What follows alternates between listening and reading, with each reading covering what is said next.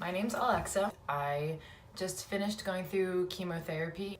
While going through all that, I shaved my head. I'm not a wig expert, but I do wear wigs every day now. I am going to be honest and tell you my honest opinions about the wig. This is soft. This is like, whew, this is nice. It's super, super platinum blonde. It is full lace. When summer comes around, I don't think I'm gonna be wearing my dark one as much. I wanna go back to like having an ombre. This is her. Obviously, I still have the lace on. I think my favorite thing about this wig is that I never have like, well, when I had hair, I never like had a definite part. I would always wear my hair like flipped over like this. Like I would always just drag my hand through it and just, this is how I would wear my hair.